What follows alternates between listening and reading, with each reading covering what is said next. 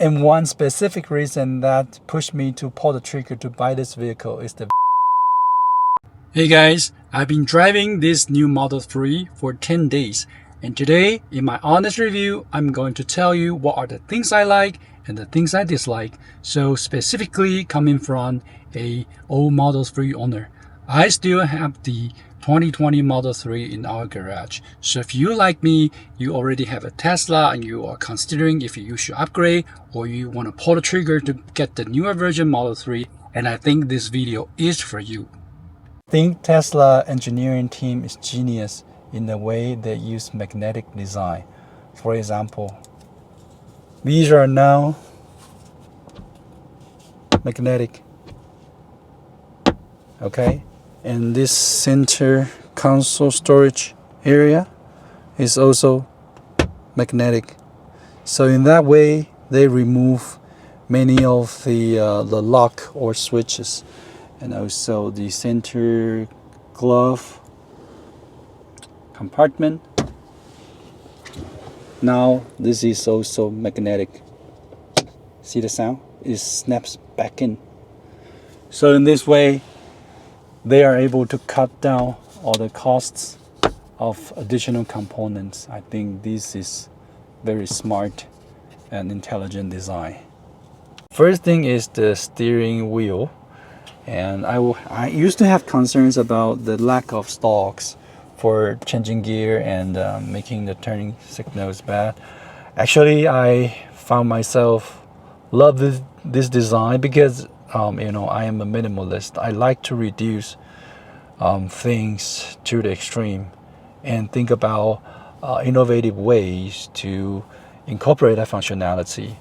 So without a stalk, this vehicle is very minimalistic looking, which I appreciate.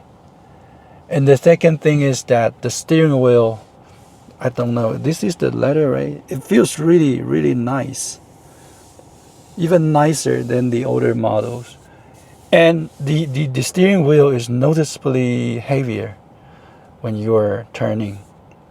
I'm thinking maybe they are trying to give this a more premium kind of feel, more sporty feel. So the wheel is much more heavier, but it gives you a feeling of more quality in terms of also not just the weight, but also the texture, especially the back of the wheel.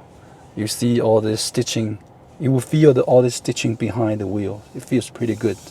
And overall, cosmetically, they remove the Tesla logo, and now it's the imprints of the text, which is also look very sleek and very low key, which I love. And then it's about the turning signals. I used to worry if I wouldn't get used to them. But actually, if you think about it, you're turning with the complete hand if we are turning with the stalk. But with the button, it's actually a little bit less force you need to apply to make the turning signals. So surprisingly, I got pretty used to it well. I have no trouble using it. But just one condition. For example, I'm entering a roundabout, and then at the same time I want to hit the signal again, then you will get some time to used to. You would fumble to find where is the turning button is. Also, some people may get confusion because it is not in the correct position.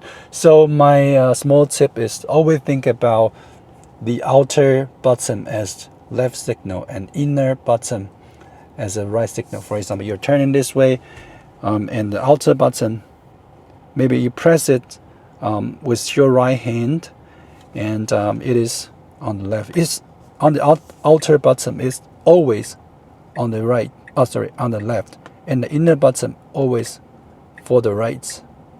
So that's easy tip to remember it. And that being the one thing. And the second thing is I found it hunts more easily. Yeah, more easily to trigger. In my older Model 3 2020 version, the hunk bottom is really stiff, very stiff. So you will need to apply the correct force in the correct position so the car would honk. But this one is much easier and feels good as well. And the last thing about the steering wheel is actually changing gear. Now no stalks here, so you will need to use the center screen. And one thing I love about this new design is that when you have fastened your seatbelt, give me a second. Let me fasten my seatbelts, and then here it says you hit the pedal. The pedal is over there, and you hit it with your feet. Then the car can detect automatically which direction the vehicle would go, supposedly. So you don't need to swipe up or down for the direction. So it is kind of smart. I love it. And then you hit the gas, then the car just start moving. Okay? And if you do that manually, you move this car icon on the screen, and then you're on reverse. Okay? And how do you go to park mode? You just hit this P, press it for a second, and the vehicle is parked. Well, actually, ergonomically speaking, if the gear is over here, it is easier to hit, and you don't need to look at the screen for hitting the gear. Now you need to move away your hand from the wheel to the screen. It's actually more distance, more force. Even though I got used to it, but I am not a fan of this design.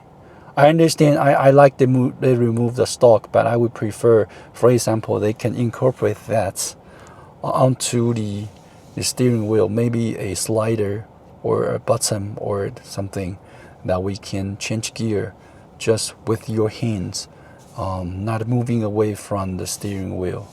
One thing I want to talk about is the changing gear, because I live in the dead-end valley, and every morning when I go out, I usually would go forward and go backward, forward, backward, forward, backward, and forward, and then here I go onto to hit the road.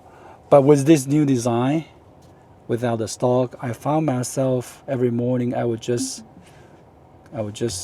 go forward, and then I would back it up the entire way out of the alley, and then just go forward and go from there. So this is how my body react to this. So probably this is something I really I'm not a fan of this design, because you need to remove your hand from the wheel to the screen. So I would rather they incorporate that function onto the wheel. That would be much easier to use. And the ball wheels, actually the textile feelings are much better than the older ones, so more easier to control, and the feedback is more firm and better than the older one. And one specific reason that pushed me to pull the trigger to buy this vehicle is the ventilation seats. I love the fact that it's ventilated both from the bottom and also the back of the seat, and it feels really good in the hot summer day here in Taiwan to have a ventilation seat. And it gives you 3 levels of adjustment. The power of I think it's the suction of the ventilated air, and you can set here. You can see, and you can set here the level of the ventilation of the seats, and it also has heating function, but I don't use it here. I don't need it here in Taiwan actually, so it makes much more sense to incorporate the cooling of the seats in the car. But one thing is that sometimes when I re-enter the vehicle would forget and the level of where I set the ventilation, it would just go back to normal. So I would hope that vehicle would remember every time the level of seat ventilation, seat cooling I set in my vehicle. One thing they should definitely do better is the automatic wiper. Just like my old car, the car wipes randomly even though when it's not raining, and it sometimes wipes too fast, sometimes wipes too slow. See, and sometimes when you turn it, if you turn the automatic wiper off, and then when you activate the AP, then it will come back on again. So that's kind of annoying. Yeah, I think Tesla should put more resources on, replacing, improving, optimizing the auto wiper functionality. But I do love this button now, even, because without the stocks, now you will need to press this button to activate the wiper. And if you press hard, and then you will, have the cleaning water coming out, which is nice. And also when you hit this one, the screen will pop up this, function. Then you can, let me try again. Then you can switch the gear of the wiper, and you can toggle automatic or off, which is nice. I love the visibility of the roof glass, but I wouldn't show you. Why? Because I live in Taiwan. If you look at some of the YouTubers live in hot climate, and they'll always have this, some shade, because without it, this is the baking oven in the summer. The glass is awesome. It's beautiful. It gives you a lot of views, but actually, when you're driving it in a hot summer day, and here will go up to like 60 degrees Celsius. It's killing. So all the time, almost all the time, I will have the sunshade installed, blocking out the great view. But you need to make that sacrifice because you want comfort, right? Driving comfort always comes first. So maybe Tesla engineers, think about the people who live in hot climates. In the future, if you give us this power, auto shade, and which I think is available in off markets, and I've seen some people install that, and that's great functionality because you can turn it on when it's hot, or when you are when it's later, it's nights and it's not as hot. You can just open it and just enjoy the view around your peripheral, whether you're car camping or you go sightseeing or you just look at the stars at the night sky. Will be awesome, right? And these lights are definitely much brighter than the older version. I would say maybe double or triple the brightness. Why do I know? Because sometimes I record videos in my car. With my old car, I need to use peripheral lighting, otherwise it's pretty dark in the cabin. But with these lights, they work great. It's bright enough for you to do your working, or you just want to chill out in your car, or maybe you want to read something in your car. So I love these bright lights. And these ambient lights, I know it's a cosmetic thing, but actually they look very great during the night. Especially it comes all over the way of the entire vehicle. You see that also in the back of the vehicle. Looks pretty nice. And I also love the way they give you a slider so you can change the brightness of the ambient lights. And the fact that you can choose any colors you desire. This is pretty fun, and sometimes for a few days I would just change the color, and you're feeling like you're driving a different vehicle. It's fun. My wife loves to play with colors when she's in the vehicle, and also it feels like driving a spaceship, and which I love. That's a plus. I know it's a cosmetic thing, but it does change the vibe of the vehicle instantly as you change the color. And this is maybe a minor thing, but the leather, well, this is not leather, but material on the side of the door. And actually, I think this Alcantara looks more premium feeling like. And also here the decoration, this is also I think a synthetic material instead of wood, right? The older models, they got the wood looking embellishment, and the ventilation area for the aircon is actually looking more premium and feels more premium to the entire vehicle. It's kind of very different, more luxury and low-key luxury feeling, I would say. And also the lighting available in this storage area on the door, and also the lighting in the gas pedal, the foot area, in both sides of the vehicle, the passengers area and the driver's area too. So these small improvements, not really noticeable, but definitely some good new features that's welcomed by Tesla owners. And coming from the older model, 2020 model, I love the screen and the software. It's very snappy. It's very fast. Everything is very, very responsive. And also this screen is very clear. Even in bright day, you don't see any glare, and it's very beautiful. And also look at how incredible the vehicle is. This is a digital twin. It's a replica of your vehicle. It's amazing. I mean, this is more like, it feels like an iPad, but this is actually the core and the brain of the vehicle. You control the vehicle, everything through the screen. So it's more snappy, faster than the older screens, faster than older models, and very responsive, which I love. And also one thing I noticed that since I log on to the system through my phone, I pair my phone with this vehicle with the Tesla app, and all the settings from my previous Tesla Model 3, it copies all the settings, all the customized settings that you have in the previous vehicle. So it is pain-free to transfer. Actually, I would say that it's really nice.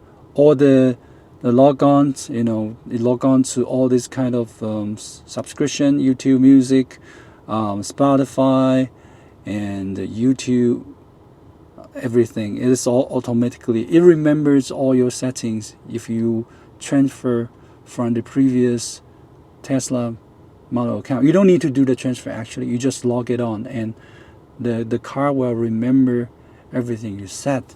Wow, this is amazing. It's even better than transferring and upgrading from an old iPhone to the new iPhone.